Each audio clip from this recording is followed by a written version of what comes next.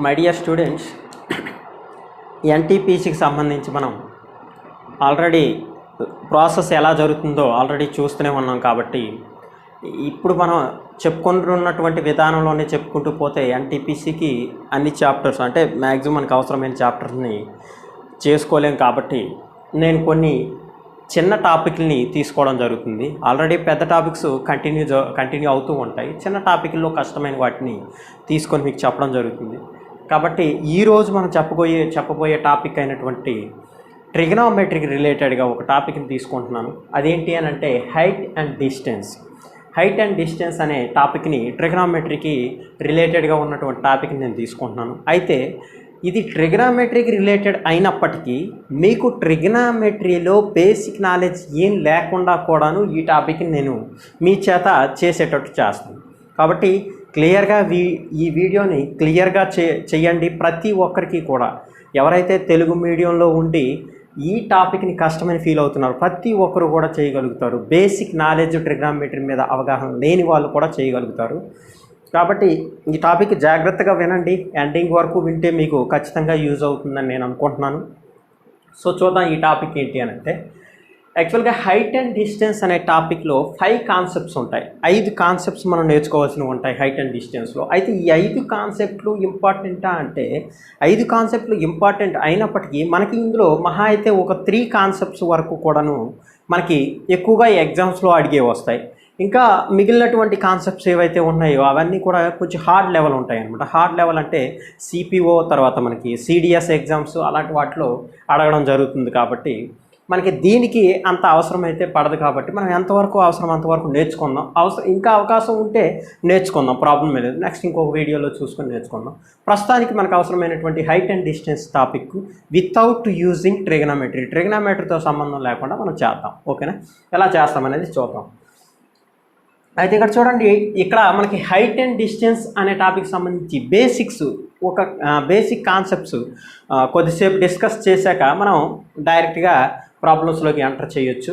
అయితే చూద్దాం. ఇక్కడ ఏంటంటే ఒక లంబకోణ త్రిభుజం ఆధారంగా మనం హైట్స్ అండ్ డిస్టెన్స్ అనే కాన్సెప్ట్ మొత్తము కూడా డిస్కస్ చేయబోతున్నాం. లంబకోణం అంటే 90 degrees యాంగిల్ ఇది ఉంటుంది.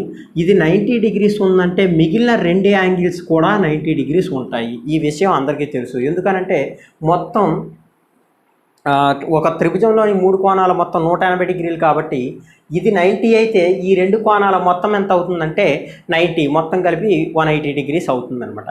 అయితే ఇప్పుడు మనం ఎగ్జామ్ చేసి వచ్చి కోణాలు ఏవి అవ్వచ్చు అనేది, దానికంటే ముందు కోణాల విలువలు ఎంత అనేది తెలుసుకునే కంటే ముందు మనం తెలుసుకోవాల్సినటువంటి విషయం ఏంటంటే, అసలు ఈ 90 degrees యాంగిల్ కలిగినటువంటి లంబకోణంలో భుజాలని ఏ పేరుతో పిలుస్తాం? యాక్చువల్గా మీకు ట్రిగనోమెట్రీ లేకుండా చెప్తానని చెప్పాను, కానీ మినిమం బేసిక్ నాలెడ్జ్ లేకుండా బ్లైండ్గా వెళ్ళిపోతే బాగోదు. కాబట్టి చెప్పడం జరుగుతుంది. దీన్ని ఏమంటామనంటే, ఇక్కడ ఉన్నటువంటి ఏదైతే మనం కోణం అనుకుంటామో ఈ కోణం ఆధారంగానే మనం ప్రాబ్లమ్స్ అన్నీ కూడా చేస్తాం. ప్రతి ప్రాబ్లము కూడా హైట్ అండ్ డిస్టెన్స్లో వచ్చినటువంటి ప్రతి ప్రాబ్లం కూడా ఎక్కడ ఉన్నటువంటి కోణాన్ని బేస్ చేసుకొని మాత్రమే మనం చేస్తాం. గుర్తుంచుకోండి, ఈ ప్లేస్లో ఉన్నటువంటి కోణాన్ని బేస్ చేసుకొని మాత్రమే మనం చేస్తాం ప్రతి ప్రాబ్లం కూడా. అయితే ఈ కోణాన్ని బేస్ చేసుకుని మనం చేసేటప్పుడు ఈ కోణానికి ఎదురుగా ఉండే భుజం ఏదైతే ఉందో దాన్ని లంబం అంటాం. ఎందుకు అనంటే ఈ కోణం ఉన్నటువంటి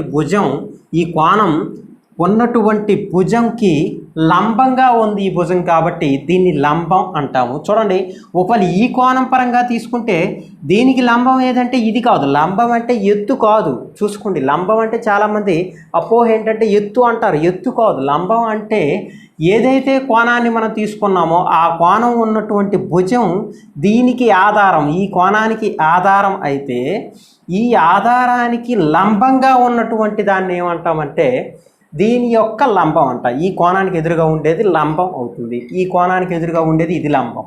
అయితే ఈ కోణానికి ఇదేంటి అంటే ఆధారం. ఎందుకు? ఈ కోణం దీని మీద బేస్ అయ్యి ఉంది కాబట్టి ఈ కోణానికి ఇది ఆధారం అవుతుంది, ఈ కోణానికి ఇది ఆధారం అవుతుంది. మనం ఏమన్నాం, ఇక్కడ ఒక్క కోణం ఆధారంగానే మనం మొత్తం చేస్తామని చెప్పాం. ఈ కోణం బేస్ చేసుకొని మనం చేస్తాం కాబట్టి ఈ కోణానికి ఆధారం ఇదైతే ఈ కోణానికి లంబం ఇది. ఖచ్చితంగా లంబకోణ త్రిభుజంలో అతి పెద్ద భుజం ఏది అని అంటే కర్ణం. ఇది అందరికీ తెలుసు. ఇంగ్లీష్లో చూడండి, లంబాన్ని పెర్పెండిక్యులర్ అంటాం, ఆధారాన్ని బేస్ అంటాం, నెక్స్ట్ కర్ణాన్ని హైపోటెన్యూస్ అంటాం. అయితే మీకు పైథాగరస్ రూల్ గురించి తెలుసు మీకు అందరికీ కూడా. పైథాగరస్ రూల్ ఏంటి అంటే లంబము స్క్వేర్ ప్లస్ ఆధారం స్క్వేర్ ఈక్వల్ టు కర్ణం స్క్వేర్ అవుతుంది. కాబట్టి ఈ విషయం మీకు అందరికీ తెలుసు. బట్ ఇవేవి అవసరం లేకుండా కూడా చూద్దాం. అయితే ఇక్కడ ఇది మనం నేర్చుకున్నటువంటి భుజాల గురించి. ఇప్పుడు కోణాల్లోకి వెళ్దాం. కోణాల్లోకి వెళ్ళేసరికి కోణాలని మనం విలువల పరంగా చెప్పకుండా కోణాలని చూసే పరంగా మనం మాట్లాడుకుంటే ఒక వ్యక్తి ఇక్కడి నుంచి ఇలా లంబంగా ఉన్నటువంటి ఒక ప్రదేశం పైకి శిఖరం పైకి చూడడానికి ఇలా చూడడానికి అతను చేసేటటువంటి కోణాన్ని ఏమంటాము అని అంటే ఊర్ధ్వ కోణము అని అంటాం. అతను చేసేటటువంటి కోణాన్ని ఏమంటామనంటే ఊర్ధ్వ కోణము అని అంటాం. దీన్నే ఏమంటామంటే యాంగిల్ ఆఫ్ ఎలివేషన్.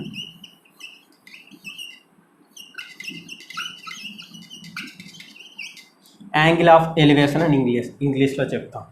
అయితే చూడండి, ఈ వ్యక్తి ఇటువైపు పైన ఉన్నటువంటి ప్రదేశాన్ని చూడడానికి ఉపయోగించే కోణం ఊర్ధ్వ కోణం. చూడండి, తెలుగులో కావాలంటే తెలుగులో ఊర్ధ్వ అంటే మీనింగ్ ఏంటంటే పైకి అని అర్థం, ఎక్స్పోజింగ్ అని అర్థం, అంటే పైకి చూడడం. ఊర్ధ్వ అంటే పైకి చూడడం. ఇలా పైకి చూస్తే దాన్ని ఏమంటామంటే ఊర్ధ్వ కోణము అని అంటాం. యాక్చువల్గా ఈ వ్యక్తి ఇలా చూస్తే దాన్ని ఏమవుతామంటే సమతలంగా చూసినట్టు, అంతే కదా, సమతలంగా అతను చూసినట్టు. కానీ ఈ సమతలానికి కొంత కోణం చేస్తూ చూస్తున్నాడు, ఈ కోణం చేస్తూ చూస్తున్నాడు. కాబట్టి ఈ కోణాన్ని ఏమంటాం ఊర్ధ్వ కోణం అని అంటాం. మరి ఈ కోణాన్ని ఏమంటామనంటే ఈ కోణం ఊర్ధ్వ కోణం అయినప్పుడు దీనికి ఇది ఆటోమేటిక్గా కాంప్లిమెంటరీ పెయిర్ అవుతుంది. ఎందుకు అనంటే ఇది 90 degrees అయితే ఇది 90, ఈ రెండు కలిపితే 90 అవ్వాలి. అది పక్కన పెట్టండి, మన జామెట్రీ విషయాన్ని పక్కన పెడదాం. అది ఇప్పుడు ఒక వ్యక్తి పైన నిల్చుని ఉన్నాడు. ఈ వ్యక్తి యాక్చువల్గా ఎలా చూస్తాడు? తిన్నగా మామూలుగా చూడాలనుకుంటే అతను ఇలా సమతలంగా చూడగలడు. ఓకేనా? అంటే అతను ఒక వ్యక్తి ఈ పైన ఉన్నాడు అని అంటే ఈ వ్యక్తి ఇలా సమతలంగా చూడగలడు. బట్ ఆ వ్యక్తి ఏం చేస్తున్నాడంటే సమతలంగా చూడకుండా ఈ వ్యక్తిని ఒకవేళ చూస్తే కింద వైపుని కానీ కింద భాగాన్ని కానీ చూస్తే దీన్ని ఏమంటామంటే ఈ కోణాన్ని ఏమంటామనంటే నిమ్న కోణము అని అంటాం తెలుగులో. నిమ్న కోణం అని అంటాం. దీనికి ఇంకొక పేరు ఏంటంటే యాంగిల్ ఆఫ్ డిప్రెషన్ అంటాం. డిప్రెషన్ అంటే ఏంటి? తగ్గి చూడడం. ఓకేనా? నిమ్న కోణం అంటే నిమ్న అంటే మీనింగ్ ఏంటి? తక్కువ లేదా కిందికి అని అర్థం, కింద అని అర్థం. ఓకే, నిమ్న అంటే కిందికి చూడడం. అంటే ఇక్కడ ఉన్నటువంటి వ్యక్తి ఈ వ్యక్తిని చూస్తున్నాడంటే యాక్చువల్గా ఇలా చూడాల్సినోడు కిందకి చూస్తున్నాడు అనమాట. కిందకి చూడటం అంటే ఈ వైపు చూస్తున్నాడు. అంటే మీనింగ్ ఏంటి? నిమ్న కోణం అని అంటాం. ఇది నిమ్న కోణం, ఇది ఊర్ధ్వ కోణం. అయితే మీకు ఇక్కడ ఈ విషయం ఒకటి, మీకు దీని మీద హైట్ అండ్ డిస్టెన్స్ ఆల్రెడీ విన్న వాళ్ళకి చెప్తున్నాను. ఈ ఊర్ధ్వ కోణం నిమ్న కోణం అనే రెండు మాటల్ని ఆధారంగా చేసుకొని చాలా టైం మీకు వేస్ట్ అవుతుంది. ఏం అవసరం లేదు. నిమ్న కోణం ఊర్ధ్వ కోణం అనే పదాలనే మర్చిపోండి. కంప్లీట్గా మీకు ఈ కోణమే అని గుర్తుంచుకోండి. ఈ కోణం ఏంటంటే ఊర్ధ్వ కోణం. ఒకవేళ మీకు ప్రాబ్లంలో యాంగిల్ ఆఫ్ డిప్రెషన్ ఇచ్చినా కానీ, అంటే ఒకవేళ మీకు ప్రాబ్లంలో ఊర్ధ్వ కోణం గురించి కాకుండా నిమ్న కోణం గురించి మాట్లాడినా కానీ మీరు ఊర్ధ్వ కోణం అనుకునే చెయ్యండి. ఎందుకు అని అంటే రీజన్ చెప్తాను చూడండి. ఫర్ ఎగ్జాంపుల్ ఇది మీకు 30 degrees అనుకున్నప్పుడు మీకు నిమ్న కోణం ఎప్పుడు కూడా ఎంత ఉంటుంది అని అంటే 30 degrees ఉంటుంది. ఎందుకు? ఊర్ధ్వ కోణం అనేది 30 degrees అయితే ఇది ఎంత అవుతుంది? అప్పుడు ఆటోమేటిక్గా 60 అవుతుంది. ఓకేనా? ఇది 30 అయితే ఇది 60 అవుతుంది. ఇది ఎంత అవుతుంది అని అంటే ఈ రెండు చూడండి, ఇలా మనం తీసుకునేటప్పుడు ఇది ఒక సమతలం కదా. అంటే ఈ రెండేంటి? సమాంతరంగా ఉన్న ఈ రెండు రేఖలు. సమాంతరంగా ఉన్నటువంటి రేఖలకి ఏకాంతరంగా ఉండే కోణాలు ఎప్పుడూ కూడా ఏమవుతాయంటే సమానం అవుతాయి. ఇది 30 degrees అయితే డెఫినెట్గా ఇది కూడా 30 degrees అవుతుంది. కాబట్టి ఇలా అయినా చెప్పొచ్చు. లేదు అని అంటే ఇది ఏంటిది? లంబంగా ఉంది కదా, ఇది లంబ కోణం అయితే ఇది 60 అయినప్పుడు డెఫినెట్గా ఇది 30 అవుతుంది. ఆ రకంగానే చెప్పొచ్చు, రెండు రకాలుగా మనం చెప్పొచ్చు. అంటే మీరు ఇక్కడ గుర్తుంచుకోవాల్సిన విషయం ఏంటంటే ప్రాబ్లంలో కొన్నిసార్లు ఏమంటాడంటే యాంగిల్ ఆఫ్ ఎలివేషన్ కాదు, అంటే ఊర్ధ్వ కోణమే కాదు, ఒక్కొక్కసారి నిమ్న కోణం అని కూడా మెన్షన్ చేయడం జరుగుతుంది. అలాంటి టైంలో చాలామంది నిమ్న కోణం అంటే మళ్ళీ ఇక్కడ ఈ కోణం వేసేసి ఇక్కడ నుంచి ఇది తీసుకొచ్చి మళ్ళీ దీని నుంచి మళ్ళీ ఇది కనిపెడతారు కాంప్లిమెంటరీ అనుకోని. ఇంత అవసరం లేదు. మీకు నిమ్న కోణం ఇచ్చినా ఊర్ధ్వ కోణం ఇచ్చినా ఒకటే. ఎందుకంటే కింద నుంచి ఈ వ్యక్తికి చూసేవాడికి అయ్యే ఊర్ధ్వ కోణము పైనుంచి ఈ వ్యక్తిని చూసేవాడికి నిమ్న కోణానికి సమానం. ఎందుకు? ఇతను ఏ యాంగిల్తో ఇతను చూస్తే ఇతను కూడా అదే యాంగిల్తో ఇతను చూస్తాడు. ఒకవేళ ఇతను అదే యాంగిల్తో చూడకూడదంటే ఎక్కడికోనే చూడాలి, ఎక్కడికైనా చూడాలి. ఇక్కడికే చూస్తున్నాడంటే మీనింగ్ ఏంటి? సేమ్ కోణంతో పైనుంచి కూడా చూస్తున్నాడు, కింద నుంచి సేమ్ కోణం చూస్తాడు. ఇక్కడ మీరు గుర్తుంచుకోండి, యాంగిల్ ఆఫ్ డిప్రెషన్ అనేది ఇది కాదు. యాంగిల్ ఆఫ్ డిప్రెషన్ ఇది మీకు అవసరం ఉండదు. నేను బ్లైండ్గా చెప్పేస్తాను మొత్తం. ఇప్పుడు మనం ఏం నేర్చుకున్నాం? ఊర్ధ్వ కోణం మరియు నిమ్న కోణాల గురించి నేర్చుకున్నాం. మీకు ఇవేవి అవసరం పడవు. నేను ష్యూర్గా చెప్తున్నాను, ఇవన్నీ కూడా మీరు మర్చిపోయినా వచ్చిన నష్టమే లేదు. ఇవేవి అవసరం పడవు. కాకపోతే కొంతమంది ఏంటంటే ఆల్రెడీ దీని మీద అవగాహన ఉన్న వాళ్ళకి ఎలా వచ్చింది, బ్లైండ్గా ఏదో ఒకటి నేర్చేద్దాం అనే ఉద్దేశం ఒప్పుకోదు, యాక్సెప్ట్ చేయదు మైండ్. అటువంటి వాళ్ళ కోసం నేను చెప్పడం జరుగుతుంది. ఓకేనా? ఇప్పుడు ఇదేంటిది? ఊర్ధ్వ కోణం నిమ్న కోణం గురించి మనం మాట్లాడుకుంటే అది ఇప్పుడు మనం మాట్లాడుకోవాల్సిన విషయం ఏంటంటే అసలు కోణాలు అనేవి మనం ట్రిగనామెట్రీకి సంబంధించి ఈ హైట్ అండ్ డిస్టెన్స్లో ఎన్ని రకాలు ఉపయోగిస్తామంటే జస్ట్ ఓన్లీ 3 యాంగిల్స్ మాత్రమే ఉపయోగిస్తాం. మనం 3 యాంగిల్స్ మాత్రమే మనం ఉపయోగిస్తాము. కోణాలని 3 యాంగిల్స్ని మనం ఉపయోగిస్తాం.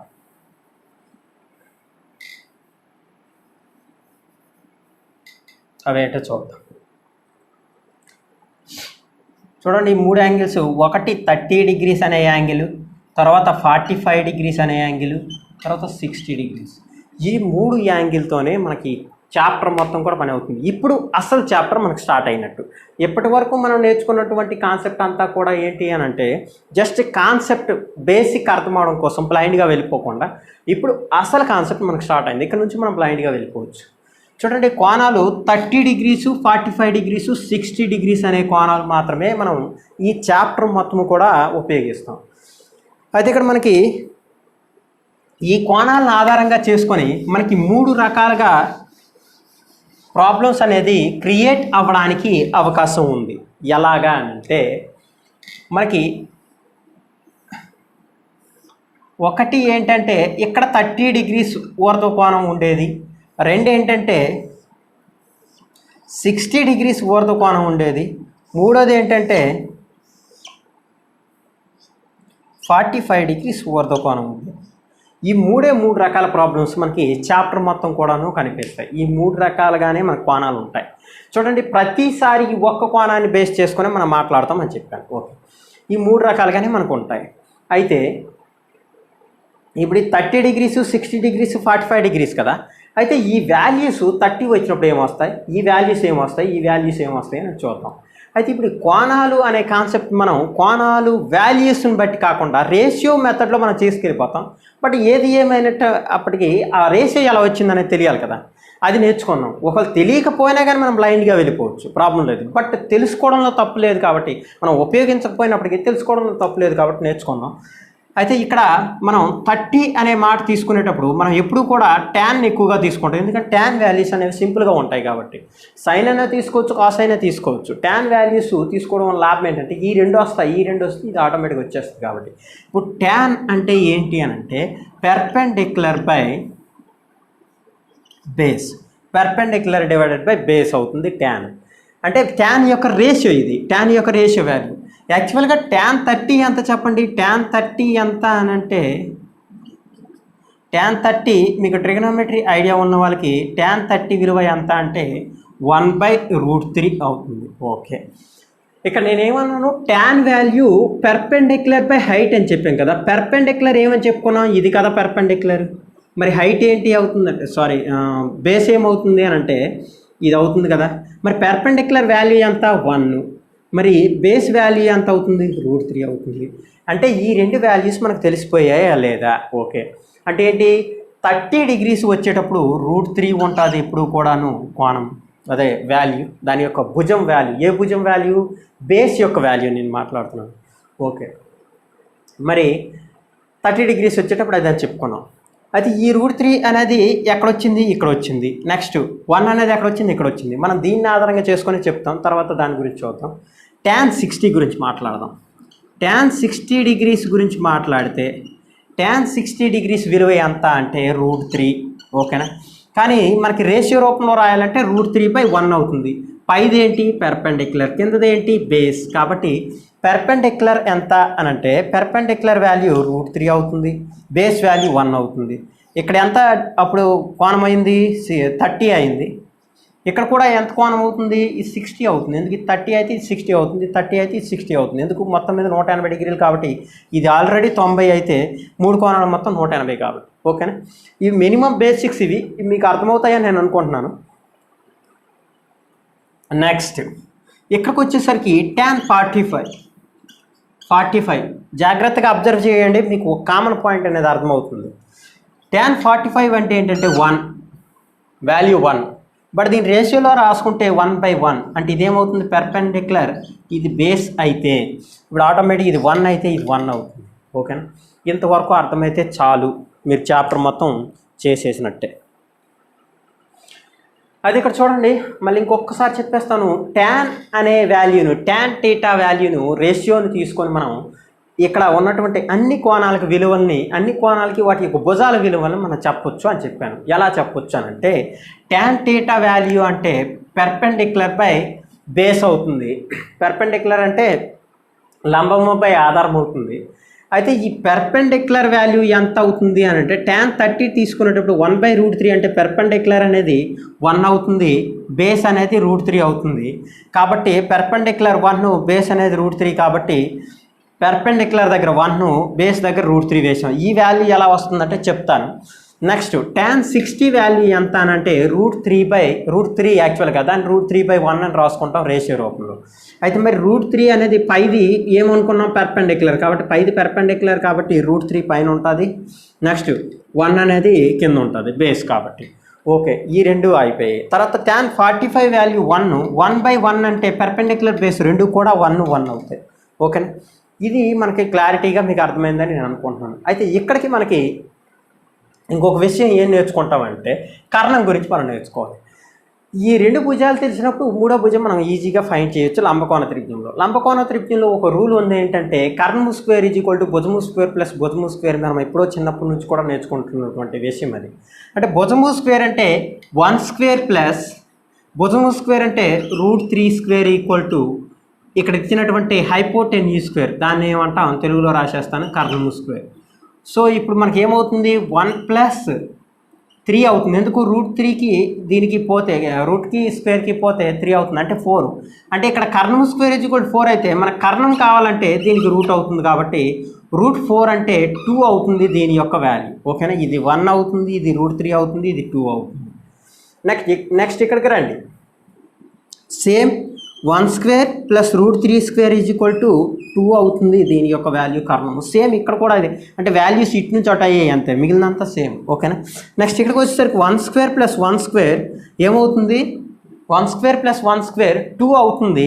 కాకపోతే రూట్ కాబట్టి √2 అవుతుంది దీని యొక్క వాల్యూ. అంటే ఏమవుతుంది, 1 వచ్చినప్పుడు √2 అవుతుంది, 1 √3 వచ్చినప్పుడు 2 అవుతుంది. ఈ ఒక్క విషయాన్ని మీరు గుర్తుంచుకోవాలి. ఓకే, ఇక్కడ మీరు క్లారిటీగా ఈ విషయాన్ని కానీ మీరు అబ్జర్వ్ చేయగలిగితే, అర్థం చేసుకోగలిగితే మన చాప్టర్ మొత్తం కూడా ఈజీగా చేయొచ్చు. అయితే ఇక్కడ చూద్దాం ఎలా వస్తుంది అనేది. ఇక్కడ అబ్జర్వేషన్, ఈ అబ్జర్వేషన్ బట్టి నేను ఈ వాల్యూస్ వేసేస్తాను డైరెక్ట్గా. చూడండి 30 డిగ్రీస్ ఊర్ధ్వకోణాలే, ఇవన్నీ కూడా ఊర్ధ్వకోణాలని మనం మాట్లాడుకుంటాం కంప్లీట్గా. ఎందుకు, మనం ఊర్ధ్వకోణం బేస్ చేసుకొని ఆన్సర్ చేసేస్తాం. ఇక్కడ ఇచ్చినటువంటి ఊర్ధ్వకోణం 30 డిగ్రీస్ అయితే ఖచ్చితంగా దానికి ఉన్నటువంటి ఆధారం ఎప్పుడు కూడా √3 అవుతుంది. మీరు అబ్జర్వ్ చేయండి ఎక్కడైనా కావాలంటే. చూడండి ఫర్ ఎగ్జాంపుల్ ఇక్కడ 30 డిగ్రీస్ ఏమొచ్చింది, ఇక్కడ వచ్చి 30 డిగ్రీస్ అంటే దీనికి ఆధారం ఏంటి, ఇది కదా. ఈ ఆధారం అనేది ఏమైంది, √3 అయింది. అవునా కాదా? ఇంకెక్కడ 30 ఉంది, ఇక్కడ 30 ఉంది. మరి దీనికి ఆధారం ఏంటి చూడండి. ఆధారం అంటే ఇది కాదు, నేను ఇందాకే చెప్పాను, ఏ కోణం అయితే, ఈ కోణం ఏ భుజం మీద అయితే ఆధారపడి ఉంటుందో దాన్ని ఏమంటామంటే ఈ కోణం యొక్క ఆధారం అంటాం. ఓకే, కాబట్టి దీనికి ఆధారం ఏది, ఇదే కదా. కాబట్టి ఈ ఆధారం ఎంత ఉంది, √3 ఉంది. అంటే 30 డిగ్రీస్ ఎక్కడైతే వచ్చిందో దానికి ఆధార భుజం ఎప్పుడు కూడా √3 అవుతుంది. ఓకేనా?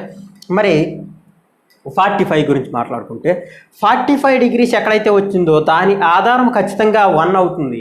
అయితే మీరు అడగొచ్చు క్వశ్చన్, మరి ఇక్కడ 1 అయింది కదా అని అంటే మనకు తెలిసిన విషయం ఏంటంటే 45 డిగ్రీస్ ఒక సైడ్ ఒక కోణం అయినప్పుడు ఇంకొక కోణం కూడా 45 అవుతుంది. ఎందుకు అని అంటే మనకి ఇది 90 డిగ్రీస్ అయినప్పుడు ఇది 45 ఇది 45 అయితేనే కదా మొత్తం 180 డిగ్రీలు అవుతుంది. ఇది ఆల్రెడీ 45 అని మనకు తెలుసు, మిగిలింది ఎంత అవుతుంది? 45 అవుతుంది, సేమ్ అవుతుంది.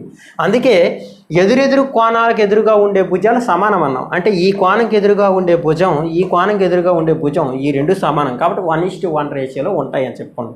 ఇవి రేషియోలు మాత్రమే, చూసుకోండి, ఇవి విలువలు కాదు, రేషియోస్ మాత్రమే. అయితే 45 డిగ్రీస్ వాల్యూ ఎంత అంటే 1 చెప్పాను కదా నేను. 45 వచ్చేటప్పుడు 1 వచ్చింది. మరి 60 వచ్చేటప్పుడు ఏమొస్తుందంటే 1 వస్తుంది. కావాలంటే అబ్జర్వ్ చేయండి ఎక్కడెక్కడ 60 ఉందో. ఇక్కడ 60 ఉంది, 1 వచ్చింది. ఇక్కడ 60 ఉంది, 1 వచ్చింది. అంటే మీకు సింపుల్గా అర్థం అవ్వాల్సిన విషయం ఏంటంటే ఏ కోణం అయితే ఆధార భుజానికి కలిగి ఉందో, ఆధార భుజం ఏ కోణం మీద అయితే ఉందో ఆ విలువ, ఆ ఆధార భుజం విలువ ఎంత అంటే √3 రేషియోలు కలిగి ఉంటుంది 30 డిగ్రీస్ అయితే. ఒకవేళ 45 డిగ్రీస్ ఉండుంటే ఆధారం విలువ ఎంత ఉంటుందంటే ఆధార భుజం విలువ 1 అవుతుంది.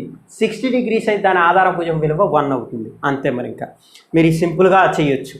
ఓకేనా? ఇవి చాలా ఇంపార్టెంట్. వీటి మీద బేస్ చేసుకొని మనం అన్ని ప్రాబ్లమ్స్ కూడా సాల్వ్ చేసేస్తాం. ఓకేనా? కరెంటు స్తంభం నీడ పొడవు దాని ఎత్తుకి సమానం. కరెంటు స్తంభం నీడ చివరి నుంచి కరెంటు స్తంభం శిఖరం వైపు ఊర్ధ్వకోణం ఎంత అని క్వశ్చన్ అడిగారు. చూడండి, ఒక కరెంటు స్తంభం నీడ పొడవు దాని ఎత్తుకు సమానం అంట. ఇది ఒక కరెంటు స్తంభం అనుకుంటే, ఓకేనా, దీని యొక్క నీడ అనేది ఇలాగే కదా ఉంటుంది. సూర్యుడు ఇక్కడెక్కడో ఉండేటప్పుడు డెఫినెట్గా నీడ అనేది ఇలాగే ఉంటుంది కదా. ఓకే, ఈ నీడ పొడవు దీనికి సమానం అంట. అంటే ఇది 1 ఉంటే ఇది 1 ఉంటుంది రేషియో, అవునా కాదా? ఎందుకు ఈ రెండు రేషియో అనేది 1:1 ఉంటుంది. నీడ పొడవు దాని ఎత్తుకు సమానం. ఇది ఎత్తు ఇది నీడ అనుకుంటే ఎత్తుకు సమానం. ఓకే, అయితే ఈ నీడ చివరి నుంచి చూడండి, ఈ కరెంటు స్తంభం నీడ చివరి నుంచి కరెంటు స్తంభం శిఖరం వైపు ఊర్ధ్వకోణం ఎంత?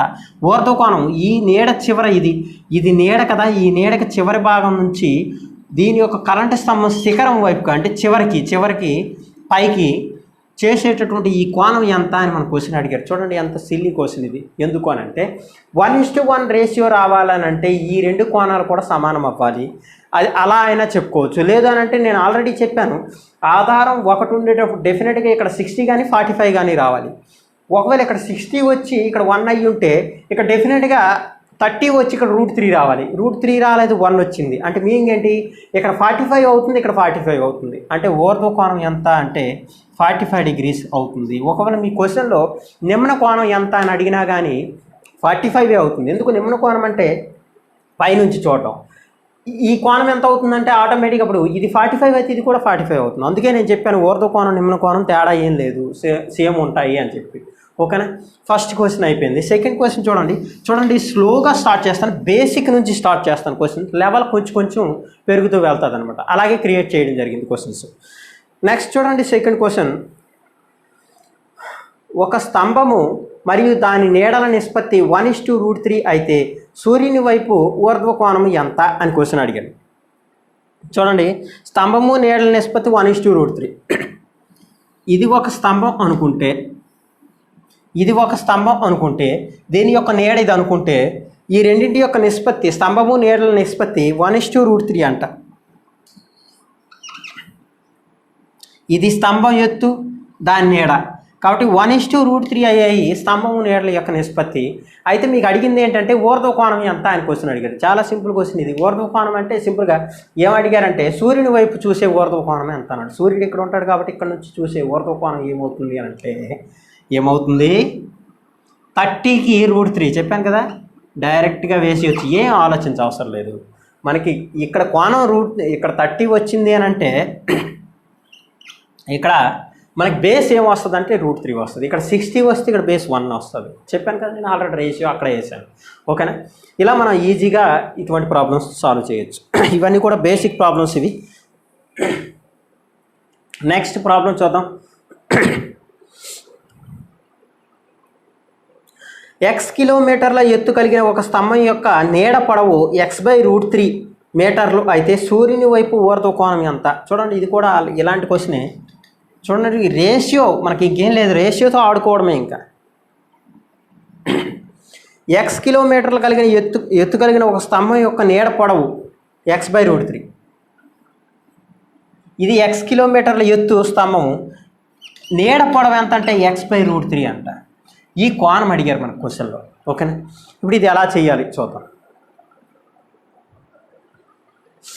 చూడండి వీటి యొక్క రేషియో ఎక్స్ అండ్ x/√3 ఉన్నాయి. మనం ఎక్కడైనా ఈ రేషియో ఎక్కడైనా చూసామా? x/√3 లేదు. కాబట్టి సింప్లిఫై చేసేయండి రేషియోని. దీన్ని ఎలా వేస్తానంటే నేను x/√3 అని వేస్తాను.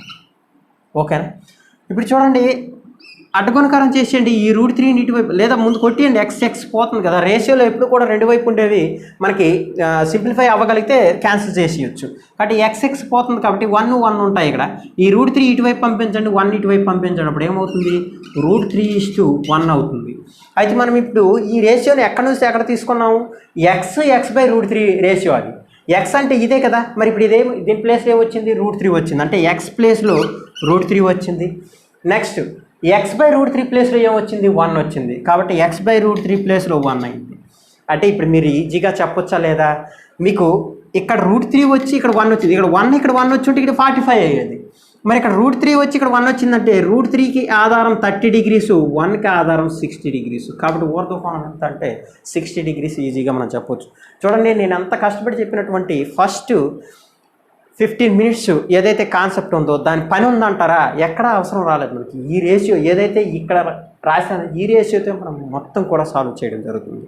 నెక్స్ట్ ప్రాబ్లం చూద్దాం. స్క్రీన్ మీద చూడండి. నెక్స్ట్ ప్రాబ్లం చూడండి, నెమ్మదిగా పెరుగుతూ ఉంటుంది లెవెల్. ఒక ఇంటి యొక్క నీడ 20 మీటర్ల పొడవు కలిగి ఉంది. సూర్యుని వైపు చేయు ఊర్ధ్వకోణం 60 డిగ్రీలు అయితే ఆ ఇంటి యొక్క ఎత్తు ఎంత అని క్వశ్చన్ అడిగారు. చూడండి ఒక ఇంటి యొక్క నీడ అన్నారు.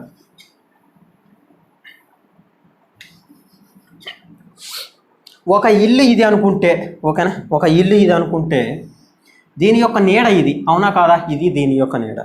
అయితే ఆ నీడ యొక్క పొడవు ఎంత ఇచ్చారంటే 20 మీటర్ల పొడవు కలిగి ఉంది. 20 మీటర్ల పొడవు కలిగి ఉంది. సూర్యుని వైపు చేయి ఊర్ధ్వకోణం 60 డిగ్రీలు. దీని యొక్క కోణం ఎంత అంటే 60 డిగ్రీలు అని చెప్పారు. అయితే ఆ ఇంటి యొక్క ఎత్తు ఎంత ఇది అడిగారు మనకు క్వశ్చన్. చూడండి సింపుల్ క్వశ్చన్ ఇది.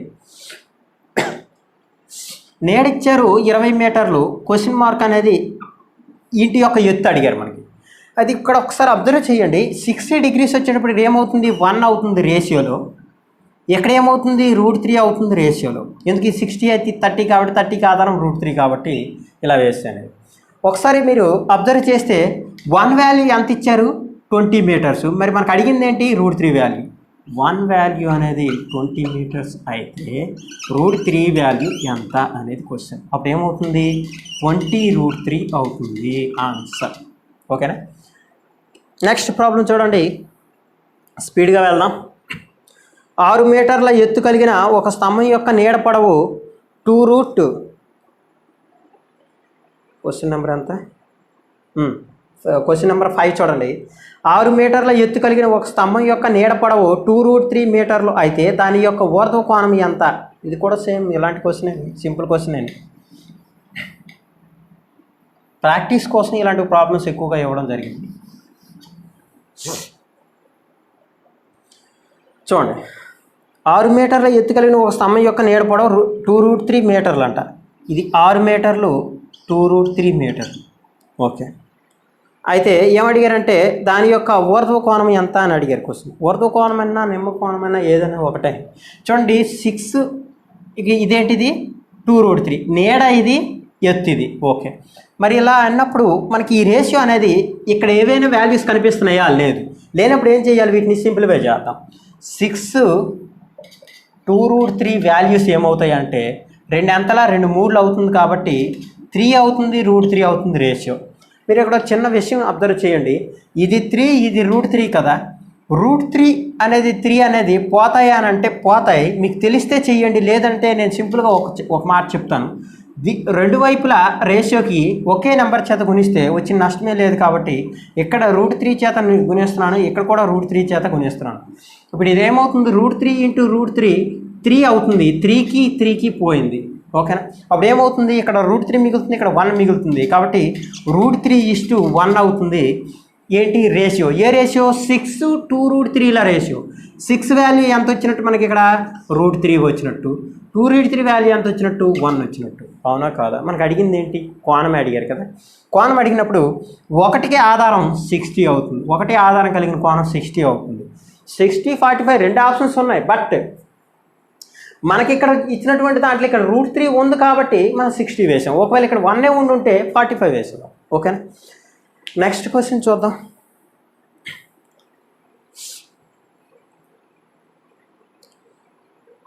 సిక్స్త్ క్వశ్చన్ చూడండి. ఒక టవర్ అడుగు భాగం నుండి 70 మీటర్ల దూరంలో గల ఒక ప్రదేశానికి టవర్ పైభాగం నుండి చేయు నిమ్న కోణము 60 డిగ్రీలు అయితే ఆ టవర్ ఎత్తు ఎంత అని అన్నారు క్వశ్చన్. చూడండి, ఇది కూడా మళ్ళీ సేమ్ సింపుల్ క్వశ్చన్. ఇది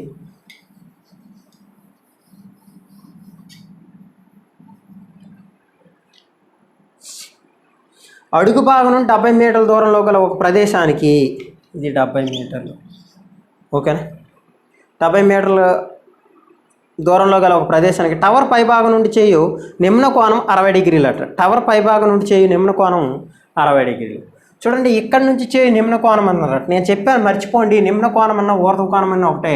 మనకి ఇచ్చినటువంటి కోణం ఏదైతే అదే. నిమ్న కోణం అని ఇచ్చినా ఊర్ధ్వ కోణం అని ఇచ్చినా ఇక్కడే వేసుకోండి, ఊర్ధ్వ కోణమే 60 డిగ్రీలు అని వేసుకోండి.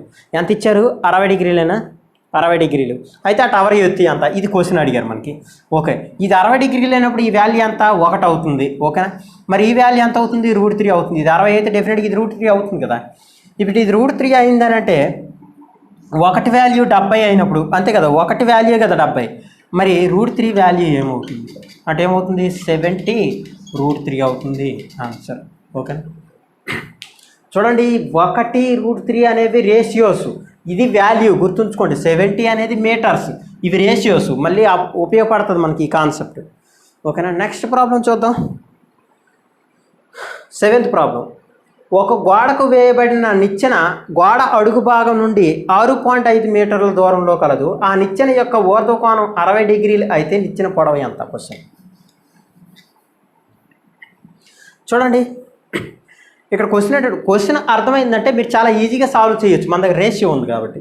ఇక్కడ ఏమన్నాం, ఒక గోడకు వేయబడిన నిచ్చెన గోడ అడుగు భాగం నుండి 6.5 మీటర్ల దూరంలో కలదంట. గోడ అడుగు భాగం నుంచి గోడకు వేయబడినటువంటి నిచ్చెన ఇది. ఓకేనా. ఇది గోడకి ఇలా వేశారు.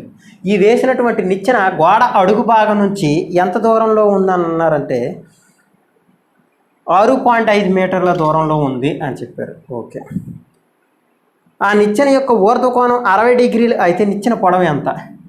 ఇది ఊర్ధ్వ కోణం 60 డిగ్రీలు ఇచ్చారు. ఇప్పుడు మనకు అడిగిన క్వశ్చన్ ఏంటంటే ఏం అడగలేదు, నిచ్చెన పొడవు అడిగారు.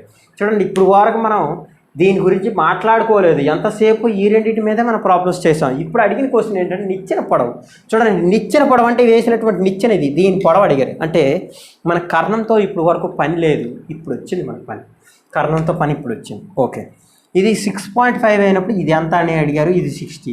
అయితే 60 ఇక్కడ వచ్చినప్పుడు ఇదేమవుతుంది, 1 అవుతుంది. ఇదేమవుతుంది, √3 అవుతుంది.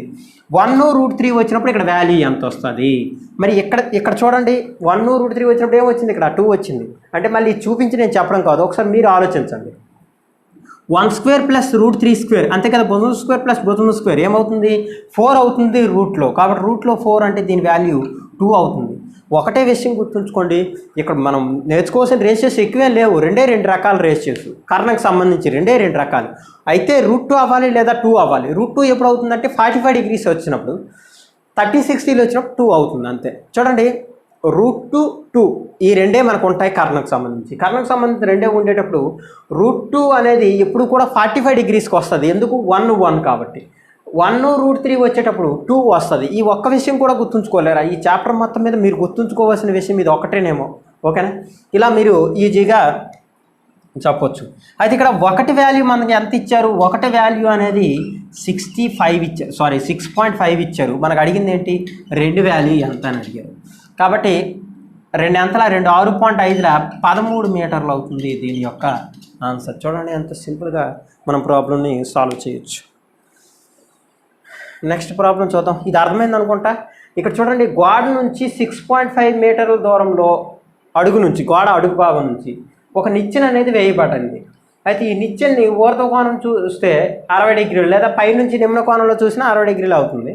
ఈ 60 డిగ్రీలు అయితే మనకు అడిగిన క్వశ్చన్ ఏంటంటే నిచ్చెన పొడవు ఎంత అని అడిగారు. చూడండి, గోడ పొడవు అడిగితే మళ్ళీ √3 కట్టాలి. నిచ్చెన పొడవు అడిగారు. నిచ్చెన పొడవు అడిగారు అని అంటే మనం ఇది కనిపెట్టాలి. కాబట్టి మనకి ఇచ్చినటువంటి కోణం 60 డిగ్రీస్ అయితే 60 డిగ్రీస్ బేస్ ఎంత 1 వాల్యూ 6.5 ఇచ్చారు. మనకు అడిగింది √3 కాదు 2 అడిగారు కాబట్టి 2 ఫైండ్ చేసాం. ఓకేనా, నెక్స్ట్ క్వశ్చన్ చూద్దాం.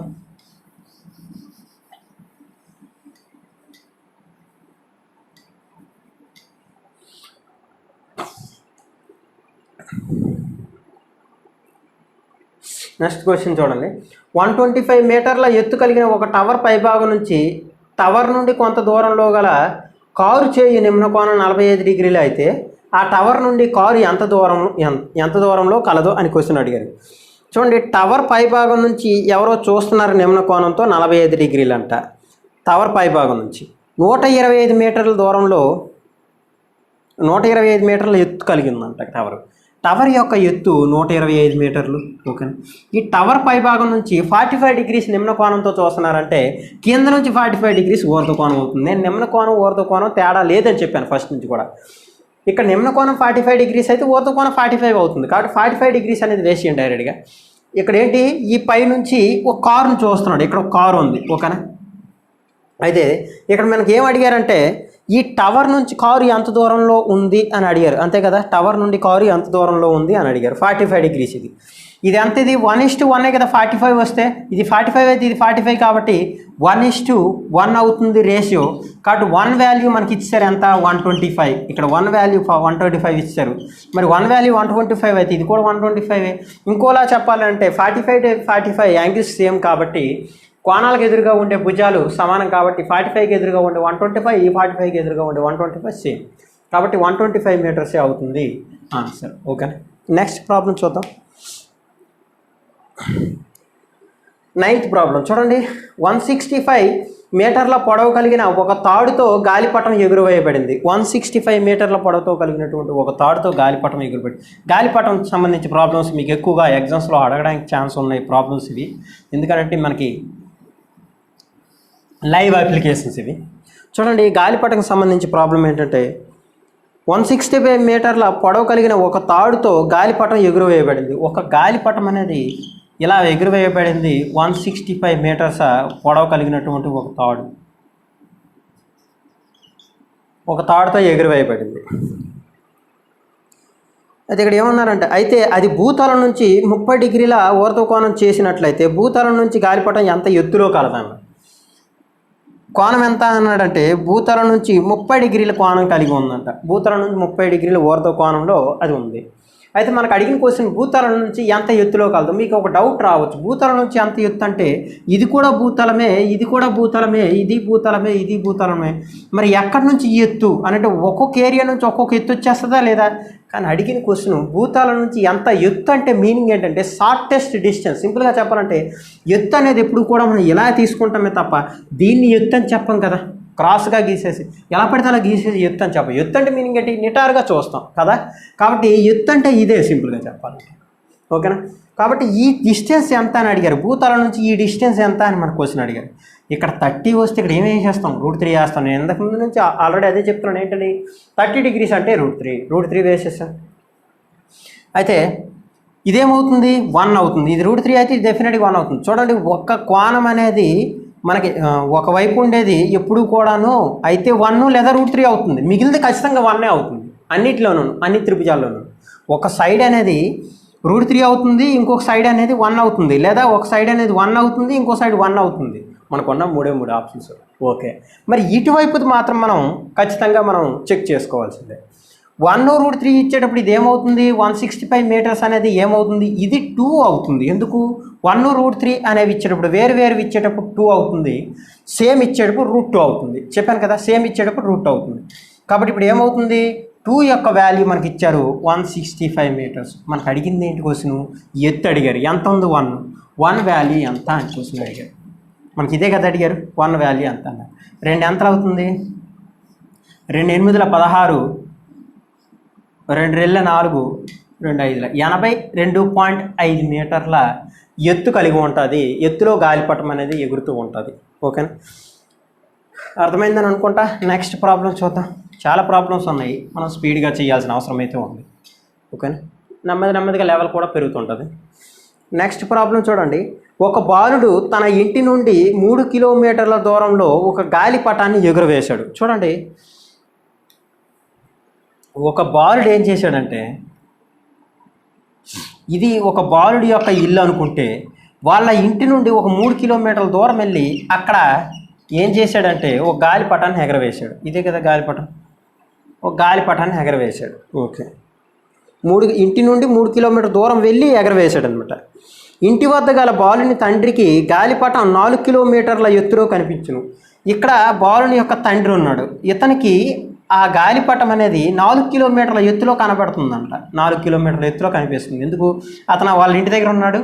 ఇక్కడ నుంచి ఎగురవేసేటప్పుడు వాళ్ళ ఇంటి వైపుగా వచ్చేటప్పుడు అతను అబ్జర్వ్ చేసింది ఏంటంటే ఇతనికి 4 కిలోమీటర్ల దూరంలో ఉందని అబ్జర్వ్ చేశాడు. ఓకే, అయితే ఇక్కడ మనకు అడిగిన క్వశ్చన్ ఏంటి? గాలిపటం దారం పొడవు ఎంత అని క్వశ్చన్ అడిగారు. ఓకే, గాలిపటం యొక్క దారం పొడవే అంత అని అడిగారు. చూడండి, ఇది 3 ఎక్కడి నుంచి, ఇంటి నుంచి అతను ఎగరేసిన ప్లేసు. ఇది 4 ఏది ఎత్తు, గాలిపటం ఎగురుతున్నటువంటి ఎత్తు. మనకు అడిగింది ఈ దారం. ఓకే, మీకు ఆల్రెడీ పైథాగరస్ ట్రిప్లెట్స్ ఎవరికైతే ఐడియా ఉందో వాళ్ళు ఈజీగా చేయగలుగుతారు ఈ క్వశ్చన్. చూడండి, ఇక్కడ మనకి కావాల్సినటువంటి రేషియో ఏది రాదు, కావాలంటే అబ్జర్వ్ చేయండి. √3 రాదు, ఓకేనా, 1 రాదు, అంటే మనకు కావాల్సినటువంటి రేషియోలో ఎక్కడ కనిపించదు. బట్ ఇది పైథాగరస్ ట్రిప్లెట్, గుర్తుంచుకోండి, పైథాగరస్ ట్రిప్లెట్. కాబట్టి పైథాగరస్ ట్రిప్లెట్స్ ప్రకారం మనము ఇది ఈజీగా సాల్వ్ చేయొచ్చు. 3, 4 అయినప్పుడు పైథాగరస్ ట్రిప్లెట్స్లో కర్ణం 5 అవుతుంది. లేదా సింపుల్గా చెప్పొచ్చు 3² + 4² = ఎంత? కర్ణం స్క్వేర్. కాబట్టి 3² + 4² √ఓవర్ అంటే ఏమవుతుందనంటే 16, 25. 25 అంటే ఎంత అవుతుంది? 5 అవుతుంది. కాబట్టి ఆన్సర్ ఇక్కడ ఏమవుతుందంటే 5 అవుతుంది. దారం యొక్క పొడవు ఎంత? 5 మీటర్స్. ఓకేనా, 5 కిలోమీటర్స్. ఓకేనా, ఇలా మనం ఈజీగా చెప్పుకోవచ్చు. నెక్స్ట్ 10 ప్రాబ్లమ్స్ అయ్యాయి. నెక్స్ట్ కంటిన్యూ చేసేద్దాం, ప్రాబ్లమే లేదు, తక్కువ టైంలోనే బాగా అయిపోయి. నెక్స్ట్ ప్రాబ్లం చూద్దాం. 11th ప్రాబ్లం చూడండి. ఒక నది పైన ఉన్న బ్రిడ్జిపై ఒక నిర్దిష్ట ప్రదేశం నుండి నదికి 2 ఒడ్డులను 30 డిగ్రీలు మరియు 45 డిగ్రీల నిమ్న కోణంతో చూడగలిగితే నది ఉపరితలం నుండి ఆ ప్రదేశానికి ఎత్తు 9 మీటర్లు అయితే నది ప్రవాహ వెడల్పు ఎంత? మంచి క్వశ్చన్ ఇది, చాలా ఇంపార్టెంట్ క్వశ్చన్ ఇది. చూడండి, మీకు ఇక్కడ ఏమి ఇచ్చారంటే ఎగ్జామ్షన్ చాలా ఇంపార్టెంట్. ఇక్కడ క్వశ్చన్ అర్థమైందా లేదనేది ఇంపార్టెంట్. క్వశ్చన్ అర్థం కాకపోతే మీరు చేయడం కష్టం. క్వశ్చన్ అర్థమైతే చాలా ఈజీగా చేయొచ్చు, అర్థం కాకపోతే 2-3 సార్లు చదవండి, ప్రాబ్లమే లేదు. చూడండి, ఒక నది పైన ఉన్న బ్రిడ్జిపై ఒక నిర్దిష్ట ప్రదేశం నుండి, ఒక నదిపై ఒక బ్రిడ్జ్ అనేది ఇలా ఉంది. ఓకేనా, ఇక్కడ నుంచి ఏదో ఒక నిర్దిష్ట ప్రదేశం ఇది అనుకున్నాం. ఒక నిర్దిష్ట ప్రదేశం నుండి అతను ఏం చేశారంటే నది 2 ఒడ్డులను 30 డిగ్రీలు మరియు 45 డిగ్రీల నిమ్న కోణంతో చూడగలిగాడంట. ఇక్కడి నుంచి ఏం చేశాడంటే నది ఇది అనుకుంటే ఇదే కదా నది, ఇలా ప్రవహిస్తున్నది, ఇలా ప్రవహిస్తున్నది. ఇది బ్రిడ్జ్, నది మీద నిర్మించబడినటువంటి ఈ బ్రిడ్జ్ ఇది. ఈ బ్రిడ్జ్ మీద ఒక నిర్దిష్టమైన ప్లేస్లో ఉన్నాడు. నది 2 ఒడ్డులను చూశాడు, ఈ ఒడ్డుని మరియు ఈ ఒడ్డును ఇలా చూశాడు. చూసేటప్పుడు అతనికి అర్థమైంది ఏంటంటే ఇలా 2 ఒడ్డును చూసేటప్పుడు అతను ఏం అబ్జర్వ్ చేశాడంటే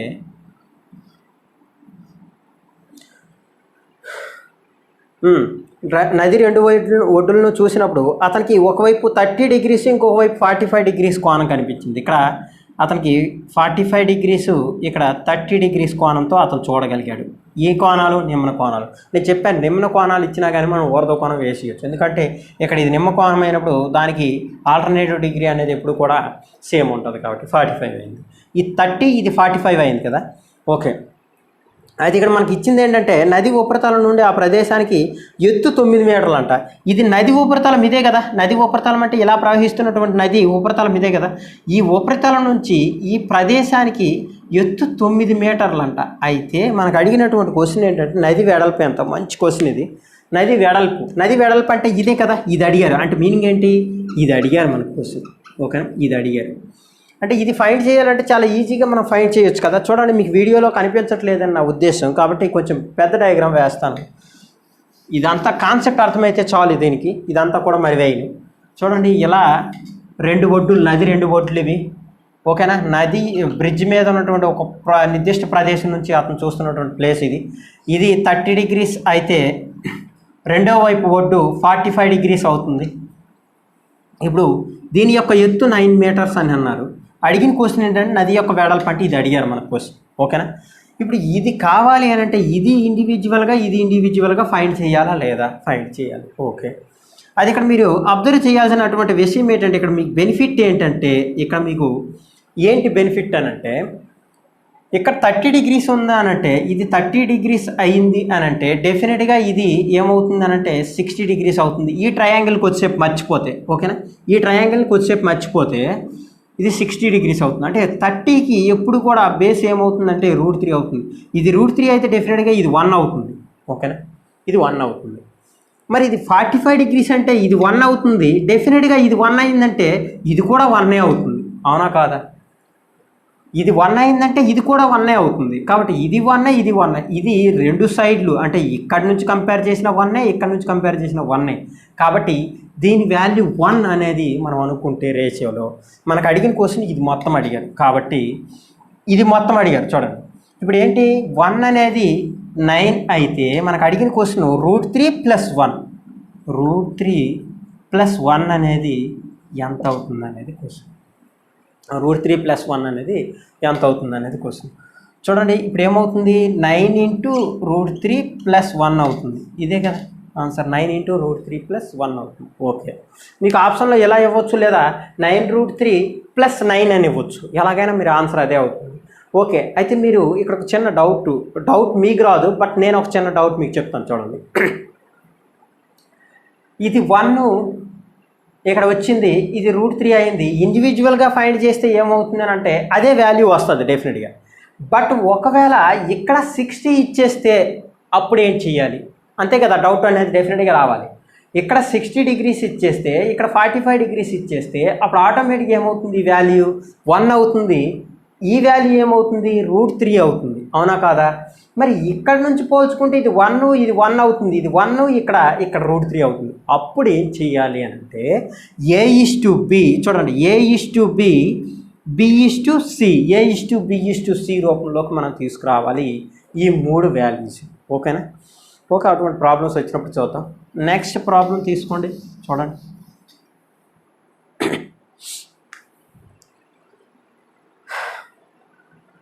ఇక్కడ నుంచి ప్రాబ్లమ్స్ మారుతాయి. చూడండి ఒక 12 క్వశ్చన్ నెంబర్ 12 చూడండి. ఒక అసంపూర్ణంగా విరిగినటువంటి ఒక చెట్టు చిగురు భాగం భూమి ఉపరితలాన్ని చెట్టు అడుగు భాగం నుంచి కొంత దూరంలో తాకును. విరిగిన ప్రదేశం నుంచి భూమిని తాకిన ప్రదేశానికి చేయు నిమ్న కోణము 30 డిగ్రీలు మరియు విరిగిన భాగము పొడవు 30 మీటర్లు అయితే విరకక ముందు చెట్టు పొడవు ఎంత? చూడండి క్వశ్చన్ చదివేటప్పుడు భయపడతారు చాలామంది. ఇక్కడ నేను ఇంత కాన్సెప్ట్ ఇంత కష్టపడి ఈ రేషియోస్ ఎంత క్లియర్గా చెప్పిన తర్వాత కూడా మీరు క్వశ్చన్ చూసి భయపడ్డారంటే మీరు ఇంక కాంపిటేటివ్లో యూజ్లెస్ అయిపోతారు. చూడండి ఒకసారి ఈ క్వశ్చన్, భయపడాల్సింది ఏం లేదు. ఒక అసంపూర్ణంగా విరిగినటువంటి చెట్టు యొక్క చిగురు భాగం భూమి ఉపరితలాన్ని చెట్టు అడుగు భాగం నుంచి కొంత దూరంలో తాకింది. ఇది ఒక చెట్టు అనుకుంటే ఇది విరిగిపోయింది, ఓకేనా. ఈ చెట్టు అనేది విరిగిపోయింది, ఇక్కడికి విరిగిపోయింది అనుకున్నాం. విరిగిపోయి అదేమైంది? అసంపూర్ణంగా విరిగింది. విరిగిపోవడం అంటే పూర్తిగా విరిగి పడిపోలేదు. అసంపూర్ణ విరగడం అంటే ఏంటి? విరిగిపోయి వేలాడిపడి ఉందన్నమాట. ఓకే, ఇక్కడికి విరిగిపోయింది. ఓకే, ఇలా విరిగినటువంటి చెట్టు ఏం జరిగిందంటే భూమి ఉపరితలాన్ని కొంత దూరంలో తాకింది. చెట్టు మొదల నుంచి కొంత దూరంలో భూమి ఉపరితలాన్ని తాకింది. ఓకే, విరిగిన ప్రదేశం నుంచి భూమిని తాకిన ప్రదేశానికి చేయు నిమ్న కోణము 30 డిగ్రీలు అంట. ఇది 30 డిగ్రీలు అంటే విరిగిన ప్రదేశం నుంచి నిమ్న కోణం 30 డిగ్రీలు అన్న ఊర్ధ్వ కోణం కింద నుంచి పైకి విరిగిన ప్రదేశాన్ని చూసిన ఊర్ధ్వ కోణం అన్న ఒకటే కాబట్టి నేను అలా వేసాను. నిమ్న కోణం అంటే ఇది నిమ్న కోణం కాదు, ఇది నిమ్న కోణం యాక్చువల్గా. నేను ఇక్కడ 30 డిగ్రీలు దాన్నే వేసుకున్నాను. ఓకే, 30 డిగ్రీలు మరియు విరిగిన భాగం పొడవు 30 మీటర్లు. విరిగిన భాగము పొడవు అని అన్నారు క్వశ్చన్లో. చూడండి, విరిగిన భాగం పొడవు అంటే ఏది విరిగింది? ఇది కదా విరిగింది, అంతే కదా. విరిగిపోయింది ఏంటి? ఇదే కదా, ఇలా ఉండేది విరిగిపోయి ఇలా వచ్చింది. అంటే ఈ విరిగిపోయిన భాగం అన్నటువంటి పొడవు 30 మీటర్లు అని ఇచ్చారు మన క్వశ్చన్. అయితే క్వశ్చన్ ఏం అడిగారంటే ఇక్కడ విరగక ముందు చెట్టు పొడవు ఎంత? మంచి క్వశ్చన్ ఇచ్చాడు. విరగక ముందు చెట్టు పొడవు ఎంత అని క్వశ్చన్ అడిగారు. ఒకసారి మీరు అబ్జర్వ్ చేస్తే 30 డిగ్రీస్ రాగానే మీకు గుర్తు రావాల్సింది ఏంటంటే ఇది √3, ఇది 1. ఓకే, అంతవరకు క్లియర్.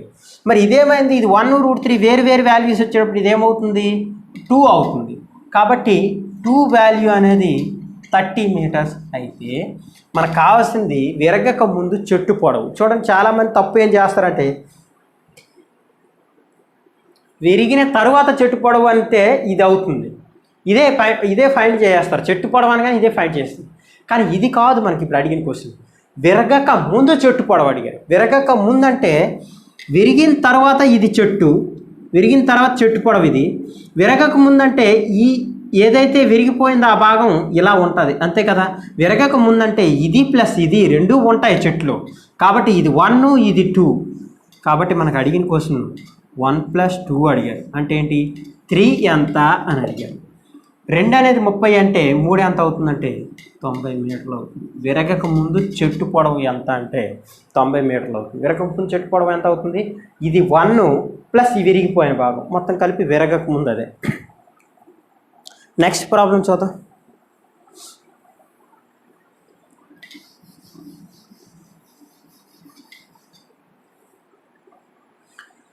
తుఫానులో విరిగిపోయిన ఒక చెట్టు దాని మొదల నుండి 20 మీటర్ల దూరంలో భూతలాన్ని తాకుతోంది. చూడండి, తుఫానులో విరిగిపోయిన ఒక చెట్టు దాని మొదల నుండి 20 మీటర్ల దూరంలో భూతలాన్ని తాకుతుందంట.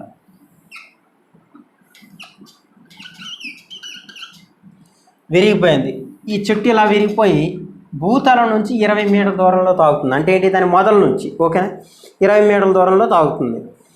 అయితే చెట్టు విరిగిన భాగం నుండి 30 డిగ్రీల నిమ్న కోణం చేయను. విరిగిన భాగం నుండి అంటే కింద నుంచి అయితే 30 డిగ్రీలే, మళ్ళీ ఊర్ధ్వ కోణం కూడా ఓకే 30 డిగ్రీల నిమ్న కోణం చేయను.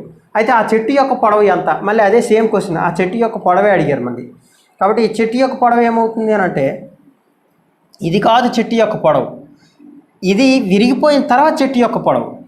విరగక ముందే అడిగినట్టు కదా, చెట్టు యొక్క పొడవు అంటే మొదట ఉన్నదే కదా చెట్టు యొక్క పొడవు. చెట్టు అనేది ఇప్పుడు విరగక ముందు చెట్టు అవుతుంది తప్ప విరిగిన తర్వాత చెట్టు ఎలా అవుతుంది ఓకేనా. కాబట్టి విరగక ముందు చెట్టు యొక్క పొడవు అడిగినట్టు మనకి ఇక్కడ చూడండి, ఇది 20 మీటర్లు ఇచ్చాడు. అంటే ఇది వాల్యూ ఎంత √3. ఎందుకు మనకి ఇక్కడ 30 డిగ్రీస్ కాబట్టి ఇది అంతా 1. కాబట్టి ఇది √3, ఇది 1. మరి ఇదేమవుతుంది 2 అవుతుంది. మనకి ఇచ్చింది ఏంటి √3 వాల్యూ ఇచ్చారు 20 అని. మనకు అడిగింది ఏంటి 1 + 2. ఎందుకు 1 + 2 అన్నాను అర్థమైంది అనుకుంటా అందరికీ.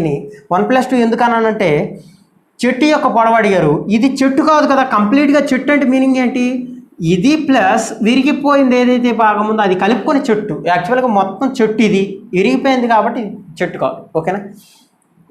ఈ విరిగిపోయిన భాగం ప్లస్ ఇది అంటే 1 + 2 ఏమవుతుందంటే 3 వాల్యూ మనకు అడిగారు.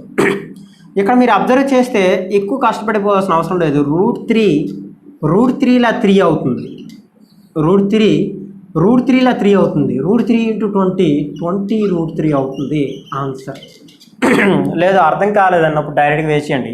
20/√3 × 3 అప్పుడు ఏమవుతుంది 20/√3 × 3 అంటే మళ్ళీ √3 అవుతుంది. కాబట్టి వేసుకోవచ్చు. నేను √3 ఎందుకు వేసానంటే ఒక √3 ఇంకొక √3 ఇంటూ చేస్తే ఏమవుతుందంటే స్క్వేర్కి రూట్కి పోతుంది కాబట్టి 3 మిగులుతుంది ఓకేనా. నెక్స్ట్ ప్రాబ్లం చూద్దాం.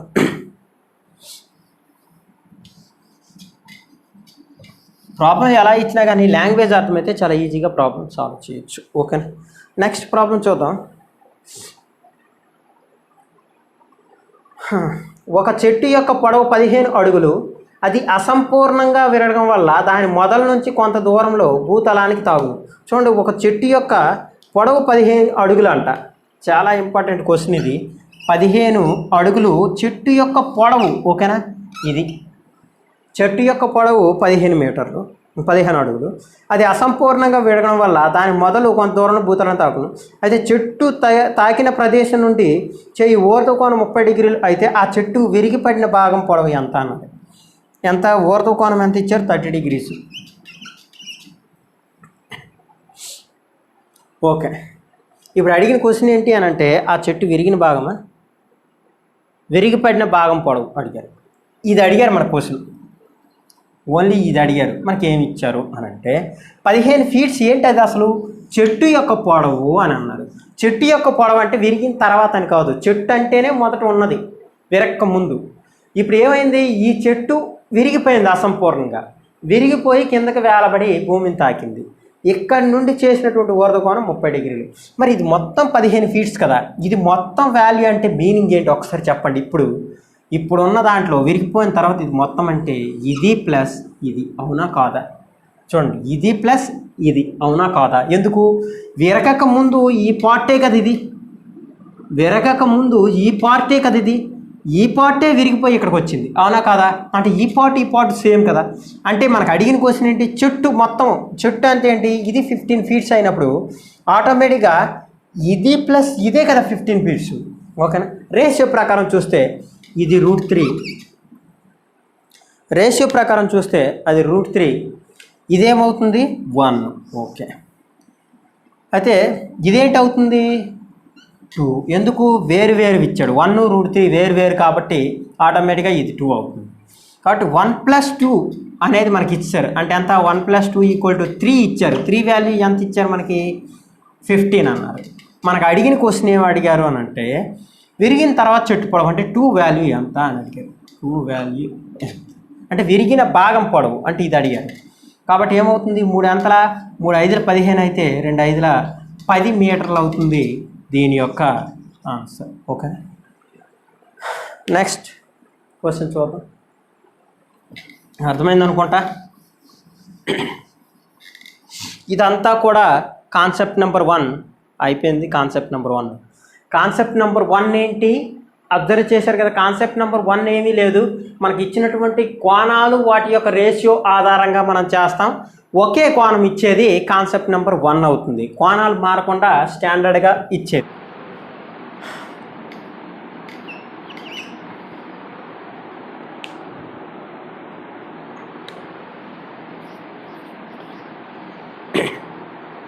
చూడండి, అది కాన్సెప్ట్ నెంబర్ 2 ఏంటి అని అంటే, కాన్సెప్ట్ నెంబర్ 2 ఏంటి అని అంటే,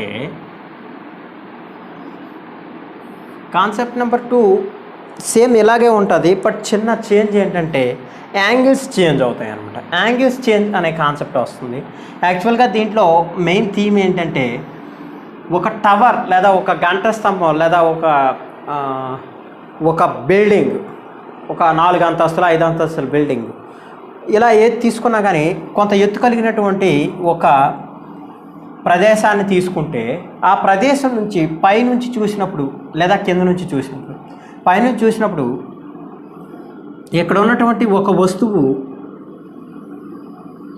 ఒక కోణంతోనూ, ఈ ఒక వస్తువు లేదా ఒక వ్యక్తి లేదా ఒక వాహనం, ఈ వాహనం లేదా ఈ వ్యక్తి మళ్ళీ కొంచెం ముందుకు జరిగిన తర్వాత ఇంకొక కోణం అనేది పైనుంచి మనకి కనిపిస్తుంది, నిమ్న కోణం అంటాం. ఇంకో వేరే నిమ్న కోణంతో మనకు కనిపిస్తుంది, ఓకేనా? అంటే కోణం అనేది చేంజ్ అవుతుంది అనమాట ఎప్పుడు వారి యొక్క డిస్టెన్స్ అనేది ముందుకు జరిగినప్పుడు. ఇది ఫర్ ఎగ్జాంపుల్ ఈ 2 కోణాలు ఎలా ఉన్నాయి అనుకుంటే ఇందులో ఒకటి 30 ఒకటి 45 నేను అంటాను.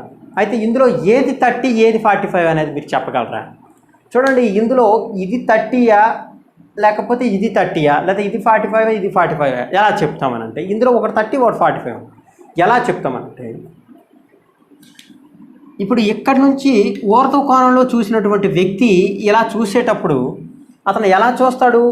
దూరంగా ఉన్నటువంటి టవర్ని లేదా క్లాక్ టవర్లో ఉన్న క్లాక్ని దూరంగా ఉన్నటువంటి ప్రదేశం నుంచి ఒకవేళ చూస్తే అతను ఎక్కువ కష్టపడాల్సిన అవసరం అయితే లేదు.